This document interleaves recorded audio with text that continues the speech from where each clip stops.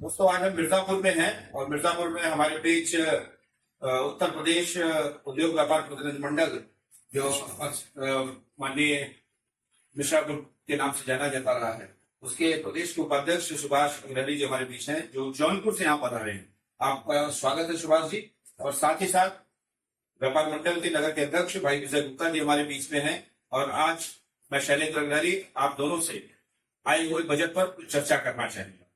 तो आदरणीय सुभाष जी, सबसे पहले इस मंच पर आपका स्वागत है। आप मिर्जापुर आए हैं और हम ये जानना चाहेंगे कि आज जो बजट भारत सरकार ने प्रस्तुत किया है उस पर आपकी क्या प्रतिक्रिया है? धन्यवाद शैलेंद्र जी। आज जो भारत सरकार ने बजट पेश किया है बहुत सराहनीय, बहुत ही अच्छा बजट पेश किया है देश के लिए। माननीय प्रधानमंत्री जी का एक विजन रहा कि नौजवान, महिला, किसान के लिए हम विश्व भारत में जोड़ेंगे। आज इस दृष्टिकोण से महिलाओं के लिए तमाम खजाना खोल दिया है। नौजवानों के लिए रोजगार के दृष्टि अपनी जो भी तमाम बजट पेश किया है वो भी सराहनीय है। किसानों के लिए 1.5 लाख करोड़ का बजट दिया वो भी दृष्टिकोण सराहनीय है। साथ ही साथ जो बिहार के लिए तमाम पुल के लिए, सड़क के लिए और वहाँ के पर्यटन क्षेत्र को बढ़ावा देने के लिए जो किया है, इसके लिए मैं प्रधानमंत्री को और भारत सरकार को, व्यापार मंडल को बधाई देता हूँ। साथ ही साथ आंध्र प्रदेश के लिए जो कुछ किया, 15,000 करोड़ रुपए का बजट निर्धारित किया, वो भी एक सराहनीय कार्य है। नौजवानों के लिए जो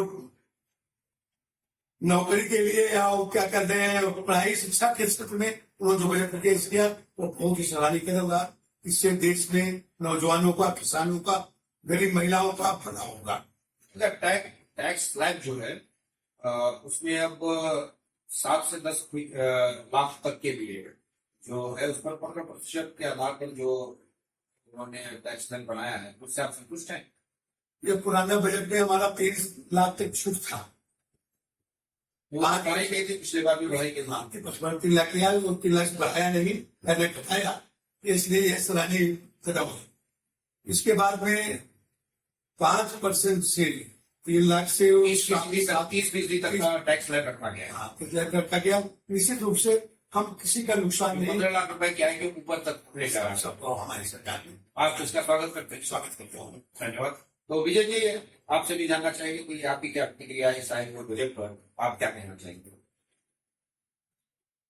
ये बजट कई सरकारें जब भी रहती हैं तो बजट देती हैं, बजट सदैव बनता आया है। लेकिन इस बजट में खास है कि इसमें पूरी दुनिया ग्लोबलाइजेशन की समस्याओं से परेशान है और दुनिया के बड़े बड़े हुक्मरान इस ग्लोबलाइजेशन की समस्या के लिए कुछ बड़ा स्टेप नहीं ले पा रहे हैं।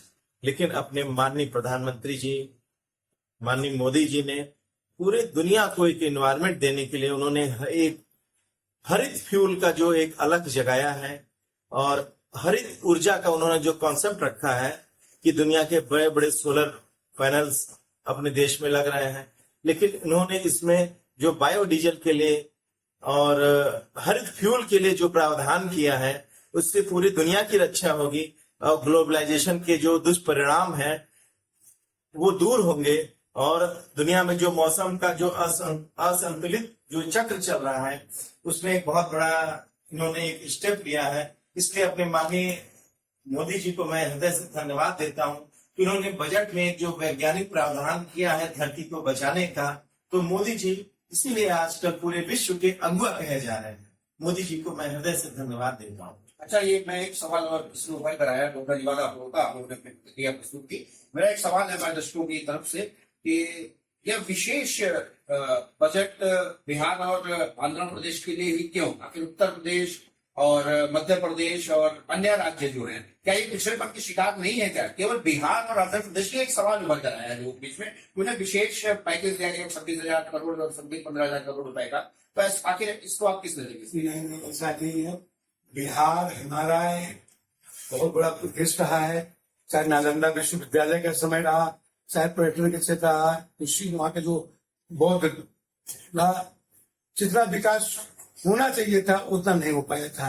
आज हमारे बिहार के नौजवान, किसान मजदूर करने विभिन्न देशों में जाते हैं, अगर वहां पर विकसित रोजगार होता है तो निश्चित रूप से क्रांति पैदा हुआ है। अगर वहां पर नहीं, बिल्कुल हमारा मानना ये है कि बिहार और आंध्र प्रदेश को 26,000 करोड़ और 15,000 करोड़ देना लाजमी है, लेकिन उत्तर प्रदेश के लिए इस तरीके का बजट में कोई प्रावधान क्यों नहीं किया गया, विजय जी, ये सवाल हमारा। देखिए, बहुत ही सहज सी बात है कि जिस प्रदेशों की स्थिति ऐसा लग रहा है कि यहाँ का इंफ्रास्ट्रक्चर ज्यादा कमजोर है, तो कमजोर नींव में ज्यादा मजबूती वाला मटेरियल भरा जाता है। तो अपने माननीय रणनीतिकारों को लगा होगा, जो अपने बजट के जो सिस्टम्स का आंकलन करते हैं, जो सर्वेयर होते हैं, उन्होंने अगर रिपोर्ट दी होगी कि यहाँ पे इंफ्रास्ट्रक्चर डेवलप करने के लिए ज्यादा बजट की आवश्यकता है, तो जाहिर सी बात है उन क्षेत्रों में इंफ्रास्ट्रक्चर का बहुत बड़ा स्ट्रक्चर नहीं है।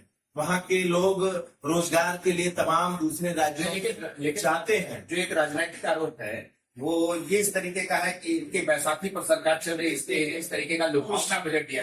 आप क्या कहना चाहेंगे? कुछ तो लोग कहेंगे लोगों का काम है करना, हाँ बिल्कुल, और कुछ कुछ लोग कहेंगे लोगों का काम है। बिहार में सारी दुनिया जानती है कि बिहार में किन लोगों का राज रहा है पहले, और उन लोगों ने बिहार को एक मजदूर आपूर्ति का परिक्षेत्र बना दिया है।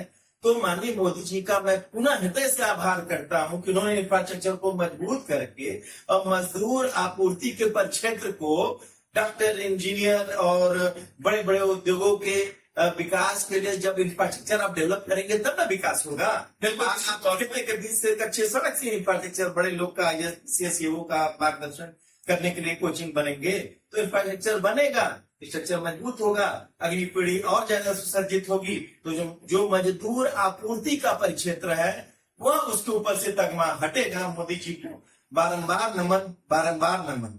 जैसा कि अभी आप लोगों ने सुना, हमारे दो व्यापारी प्रतिनिधि, जौनपुर से श्री सुभाष अग्रवाल जी और मिर्जापुर से श्री विजय गुप्ता जी हमारे बीच रहे, और उन लोगों ने काफी बातें हमें बताई हैं और इस बजट का स्वागत किया है। मैं समझता हूं कि यह जो बजट आया है इस पर एक पहली प्रतिक्रिया हमारे चैनल पर आई है और इन्होंने इस बजट का स्वागत किया है। व्यापारी समाज आगे क्या कर रहा है, अभी हम और लोगों से बातचीत करेंगे। बहुत बहुत धन्यवाद। नमस्ते इंडिया के लिए मैं शैलेंद्र।